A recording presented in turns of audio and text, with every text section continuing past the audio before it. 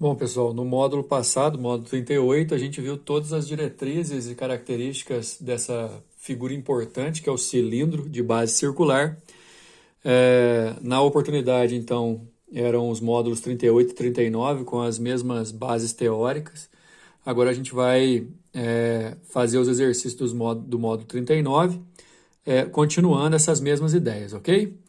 Então, são 4 exercícios que vão trazer basicamente relação de área total, área de base, volume. Lembrando que o volume de um cilindro a gente calcula como calcula o volume do prisma, né? A área da base vezes a altura, só que diferente do prisma, o cilindro tem base fixa, todo cilindro tem base que é um círculo.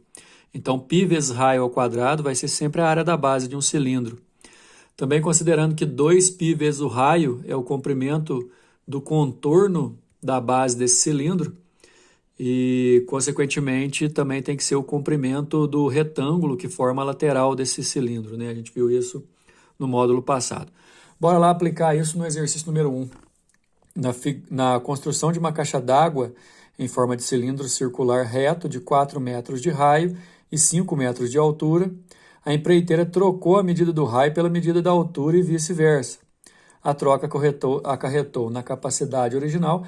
Capacidade, pessoal, é uma palavra que a gente usa para fazer uma referência ao volume. Então, eu vou comparar os volumes da caixa d'água correta, cujo raio tem que ser 4 metros e a altura 5 metros, essa caixa aqui, e da caixa enganada, que a empreiteira fez, que é essa de 5 metros de raio e 4 metros de altura. Enquanto uma era 4 metros de raio por 5 de altura, a outra foi 5 metros de raio por 4 de altura. Na verdade, pessoal, nos dois casos eu vou aplicar a mesma relação. Você pode ver que volume área da base vezes a altura, a área da base é π vezes raio ao quadrado, vezes a altura, no caso do volume. Só que aí qual que é a interferência de trocar a altura por raio, apesar de estarem tudo multiplicando? É porque o raio é ao quadrado, né? Então a interferência do raio é de segunda ordem que a gente fala. O raio interfere com o produto ao quadrado, enquanto a altura interfere proporcionalmente. Então, no primeiro caso, eu vou fazer π vezes raio ao quadrado vezes a altura. O raio é 4, a altura é 5. 16 vezes 5 dá 80π. O primeiro, aqui tá errado, viu, gente? Não é centímetro cúbico, não, é metro cúbico.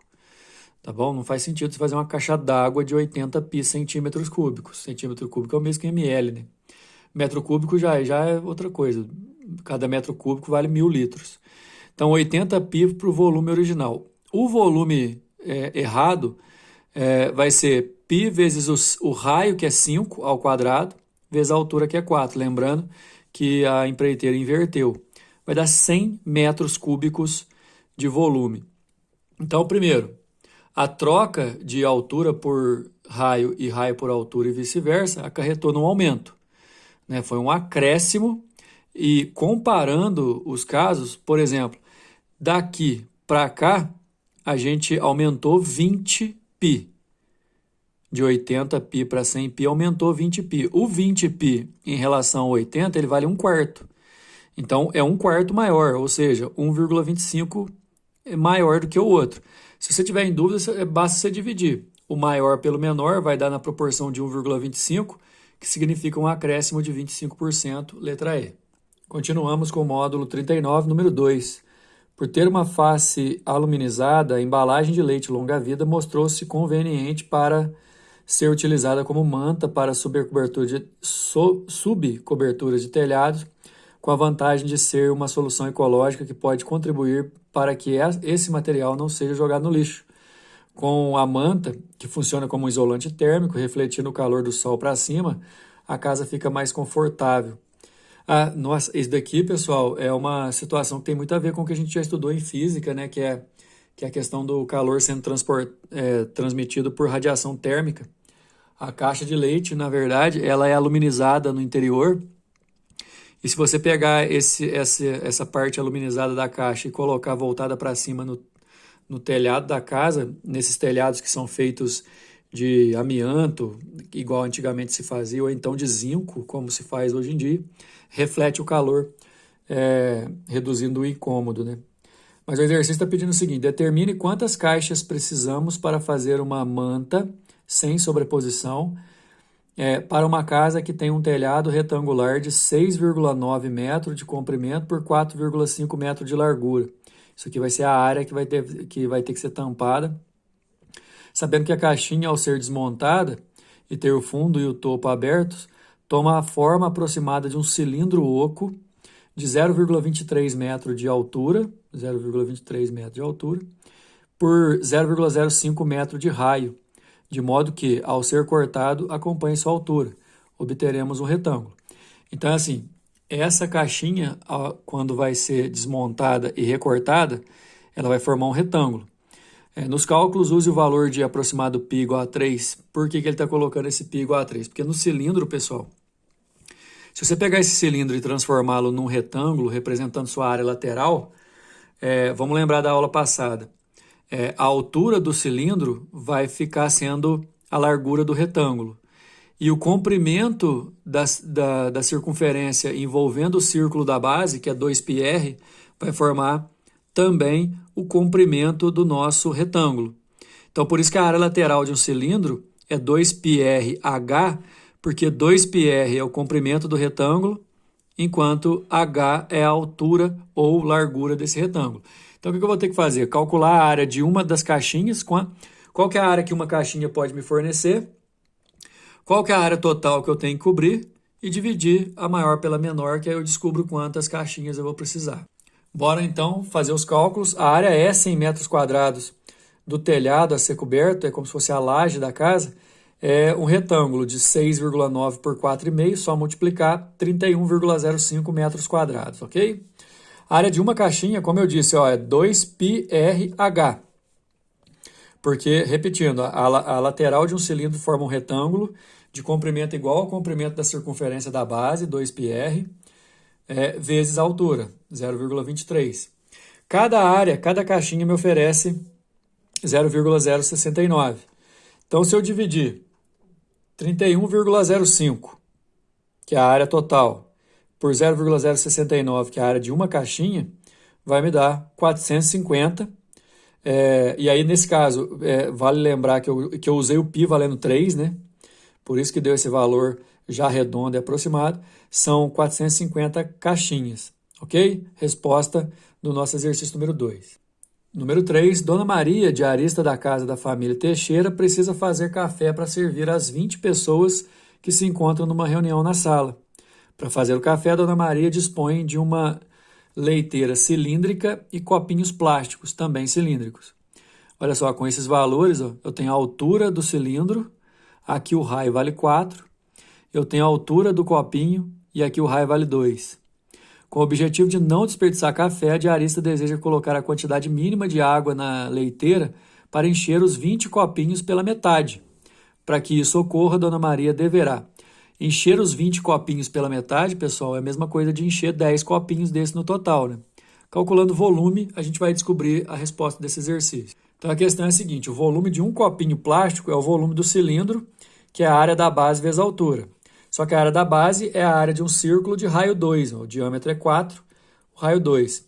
Π vezes 2 ao quadrado vezes 4 dá 16 π centímetros cúbicos, é o volume de um dos copinhos. 16 π centímetros cúbicos vai dar mais ou menos 50 ml, mais ou menos, viu, pessoal? A chaleira inteira, o volume da leiteira, melhor dizendo, inteira, o raio dela é 4, porque o diâmetro ali, de acordo com a figura, é 8.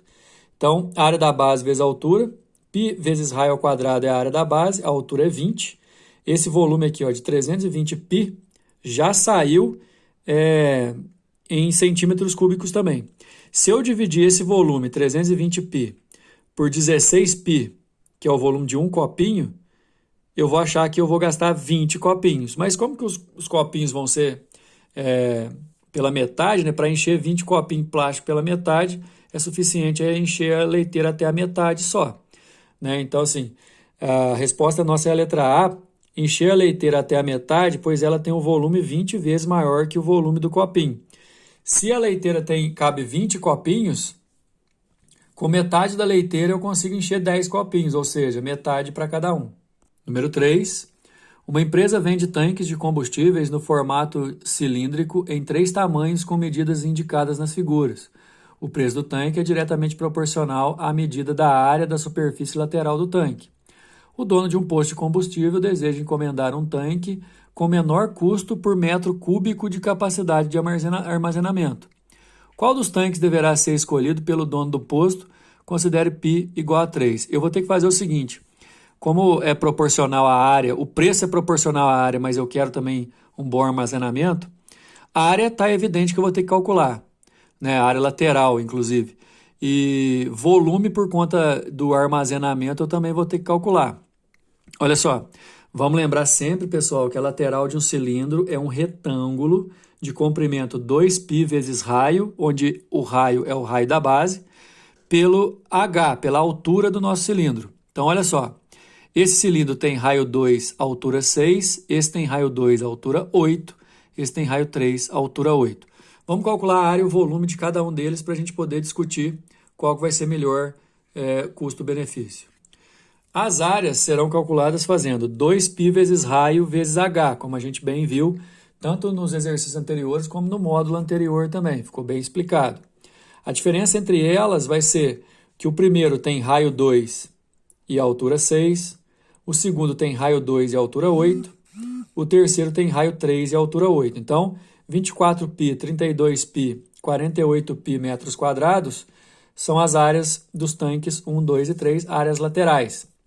Então, obviamente, como o próprio exercício falou, a área é proporcional, o preço dele é proporcional à área, então o mais caro vai ser o 3, certo?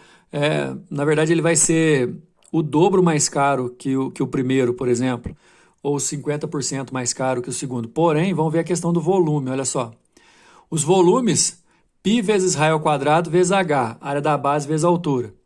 O primeiro tem raio 2, altura 6, volume 24π, enquanto o segundo tem raio 2, altura 8, 32π, e o terceiro, mesma altura que o segundo, porém raio um pouco maior, 72π. Olha o detalhe, como eu estava dizendo. Enquanto o 3 ele vai ser o dobro do preço que o 1, porque a área dele é o dobro, a área lateral, ele armazena 3 vezes mais. Então, assim, como a gente vai querer ver essa relação entre área e capacidade de armazenamento, ou seja, área e volume, para a gente poder discutir qual que é melhor, né? Então, para o primeiro, para o segundo e para o terceiro, eu vou dividir a área pelo volume. No primeiro vai dar 1, no segundo vai dar 1, e no terceiro, olha só, dá menor que 1. Então, o terceiro tem a relação área e capacidade menor. Embora ele vai custar mais caro, ele vai armazenar proporcionalmente mais. Então, se pode concluir que o tanque com menor custo por metro cúbico é o do 3, por isso a nossa resposta é a letra D. Número 4.